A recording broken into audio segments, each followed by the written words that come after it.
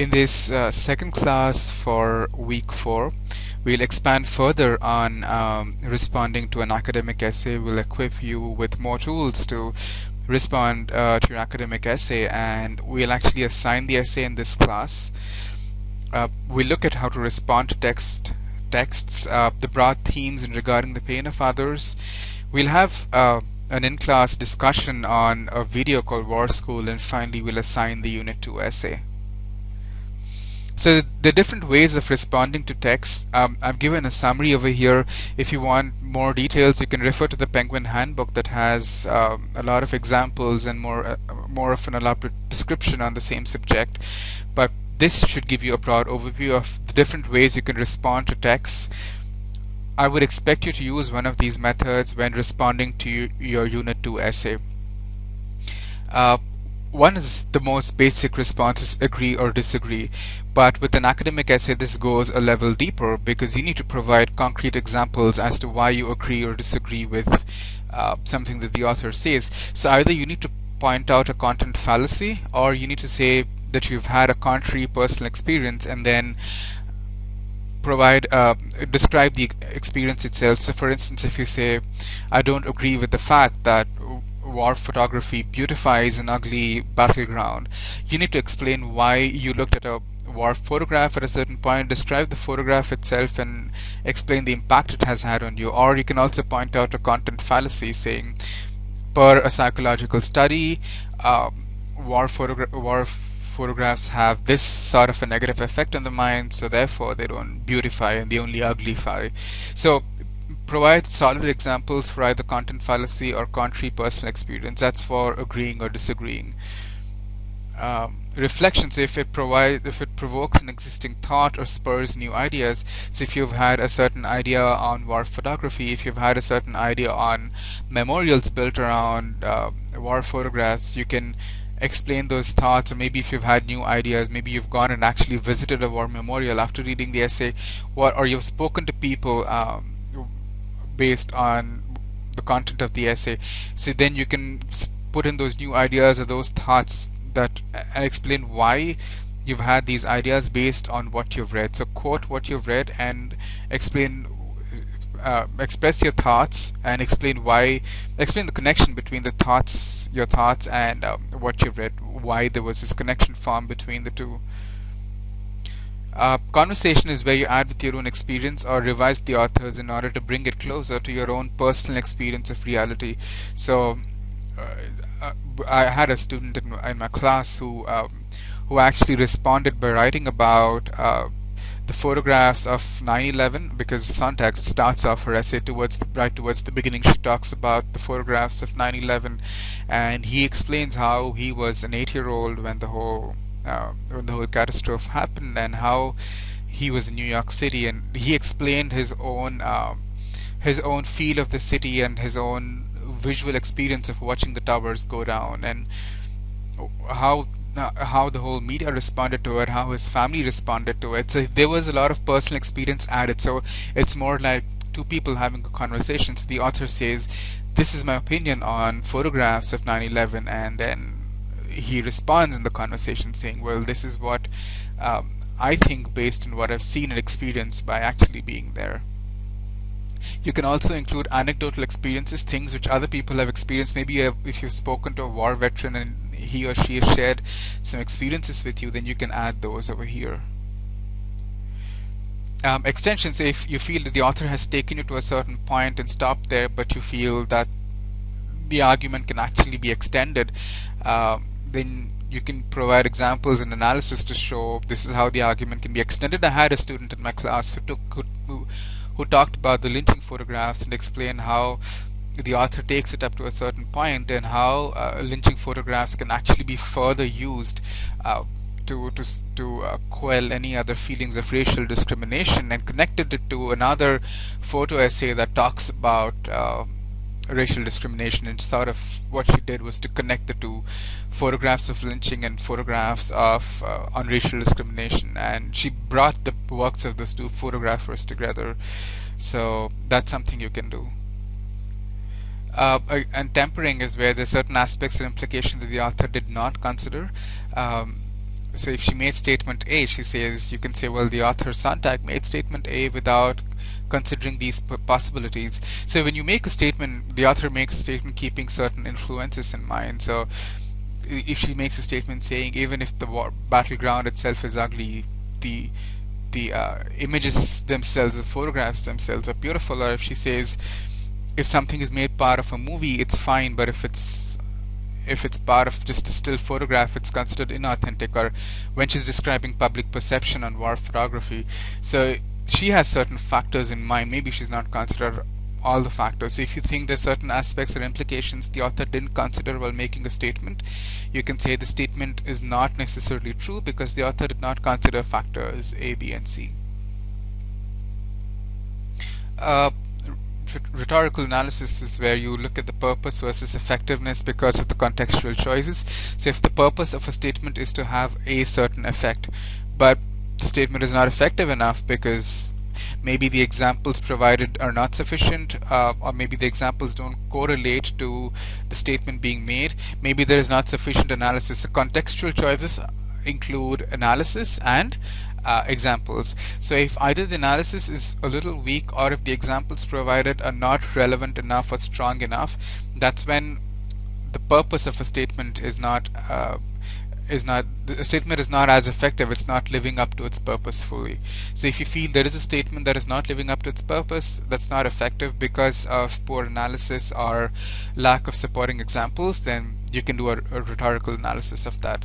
Or if you feel it's highly effective, then I'm providing mostly contrary examples, but you can also use each of these for supporting, saying, for instance, it's highly effective because this analysis is strong or these examples are strong. So strength is the most, again, like agree or disagree, it's a very simple form of analysis. What kind of support has been provided? So if the author is making a certain analysis, is she using personal experience? Is she quoting an academic text? Is she quoting the anecdotal experience of a photographer who's actually gone to battlegrounds and taken these photographs? What kind of support is the author providing for her analysis? How strong is the relationship between the analysis and the support? That's what you talk about here. We'll move on to the broad themes in regarding the pain of others, and in your in-class discussion and your unit 2, these two come together: the broad themes in regarding the pain of others and the ways in which you respond to text. So both of them come together in your in-class discussion and in your unit 2 essay. So one of obviously the most important themes in the story is the power of photography, the role of photography on memory. What kind of influence does it have on memory? How much does memory depend on it?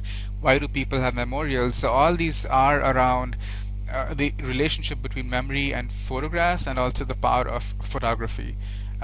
So that's one of the broadest themes. The numbers that I have provided here are paragraph numbers, so you can correspond those paragraphs to these particular themes, and maybe go back and read just these. Now that you've read the whole essay, if say you want to talk about the power of photography or memory, what you can do is just read these paragraphs and see a sort of link forming between these paragraphs on the theme of power of photography and memory.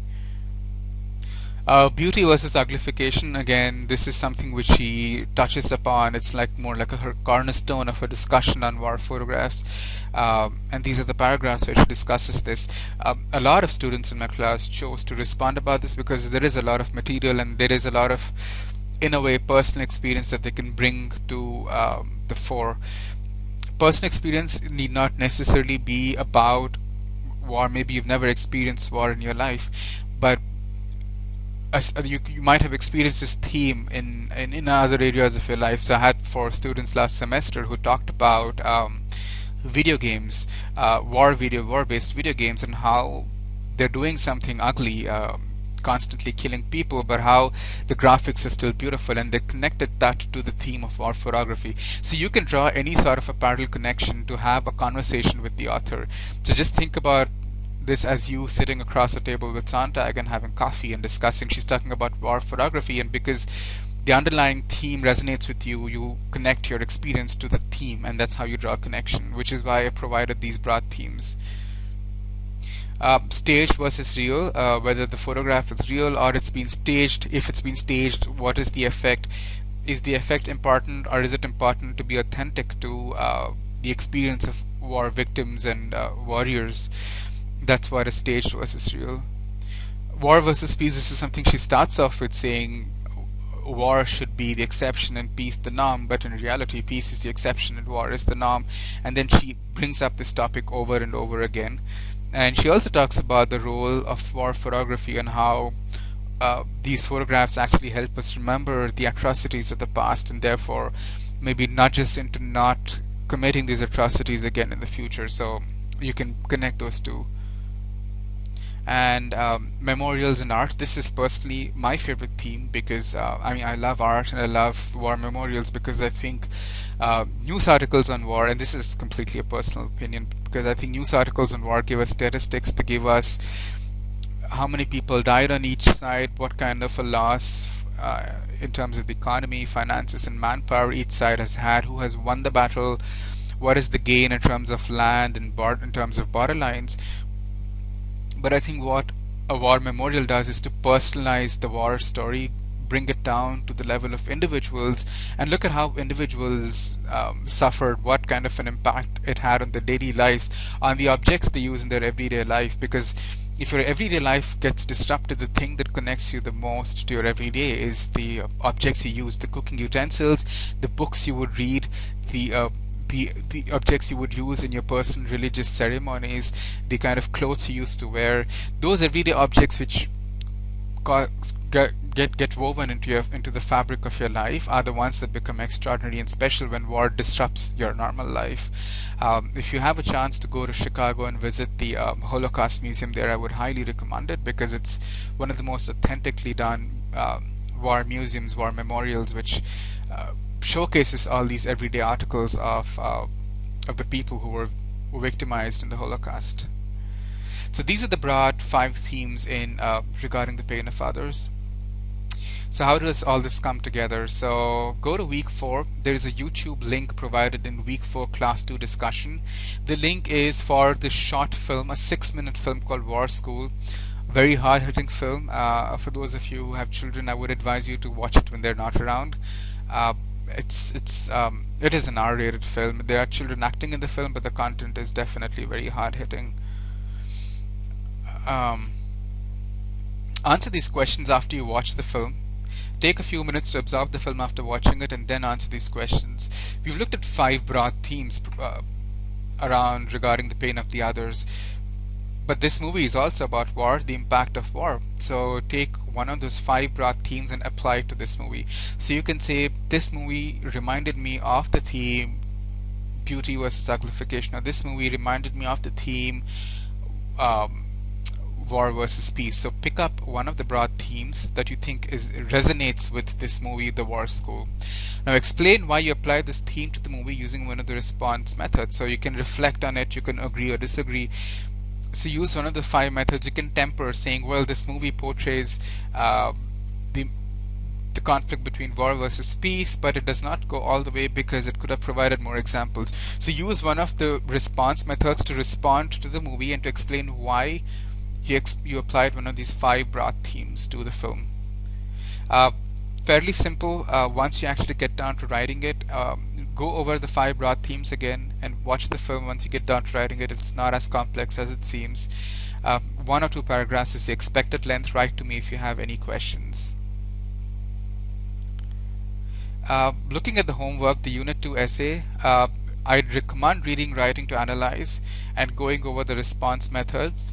I'd also recommend reading Regarding the Pain of Others again and picking up one broad theme. Because there's so many themes, you cannot respond to all of them. Pick up one broad theme that you personally connect with. And this is how you write your Unit 2 essay.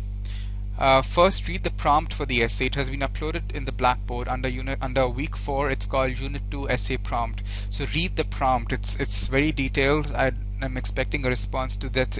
There are 3 sections. I'm expecting a response to all 3 sections. Write down your essay in a Word doc. Then go back to week 4 and upload your essay as a response to week 4 class 2 assignment. And once you upload the doc there, and email the doc to your peers so that next week they can do a peer response. So pause the video over here and go through all these steps again and email me if you have any questions. The deadline is by the next class, Tuesday the 3rd of July. I'm always open to responses, to answering questions, but please be specific.